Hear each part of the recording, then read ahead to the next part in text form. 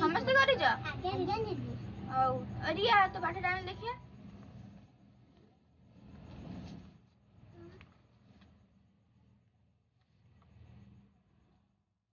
ଏଇଟା କଣ ଭୁଲ ହେଲା? ମୁଁ ତତେ କାଲି ବୁଝେଇଦେଲି।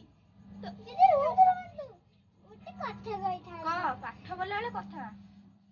ଆପଣ ଶୁଣିଲେ ବହୁତ ଖୁସି ହେଇଯିବେ ଆଉ ମତେ ମାରିବେନି। କାଇଁ କି କଥା କି ଏମିତି? ଆଜି ନୁହେଁ ମୋ ପାଖରେ ଯୋଉ ପିଲାଟା ବସୁଥିଲା ସେ ସବୁଦିନ ପାଠ ପଢୁଥିଲା, ମୁଁ ପାଠ କରିପାରୁନଥିଲି। ସେ ସବୁଦିନ ପ୍ରଶଂସା ଶୁଣୁଥିଲା, ମୁଁ ଗାଳି ଶୁଣୁଥିଲି। ଆଜି ସେ ପାଠ କରିପାରିଲାନି ଆଉ ସେ ଆଜି ଗାଳି ଶୁଣିଲା ଆଉ ମୋର ପ୍ରଶଂସା ହେଲା। हाँ 4 बार बोल रहे हैं पढ़ने निकले वाले छात्रों को राजनीति से दूर रहना चाहिए हैं? पढ़ाई लिखाई में ध्यान लगाओ, IAS बनो और देश को संभालो। ଭଲ କଥାରେ କହି ତ ପ୍ରଶଂସା। ବହୁତ ଉତ୍ତରରେ। ଦିଦି ମୋତେ କଥା କହିବି। ହଁ କହ ପାଠ। ଦିଦି ଆଜି ନା SST ମ୍ୟାଡାମ ରିୟାକୁ ତଳେ ବସେଇଲେ। କାଇଁ? ସେ କିଛି ପାଠ କରୁନଥିଲା।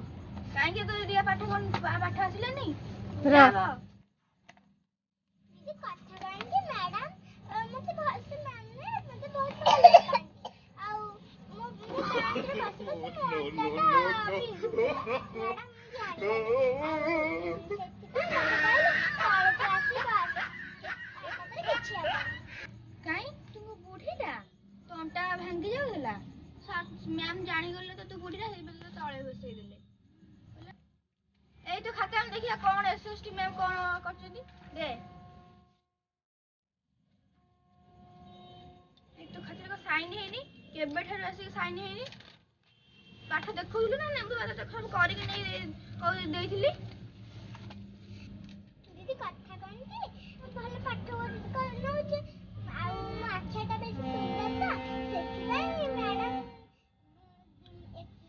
ମୋର ଏତେ ସୁନ୍ଦର ଆଖି ତ, ସେଥିପାଇଁ ଦେଖିବାକୁ ମନେ ପଡୁନି ତାଙ୍କର।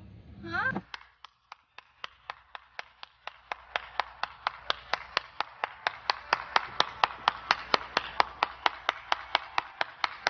ଆମ ଭିଡିଓଟା କେମିତି ଲାଗିଲା?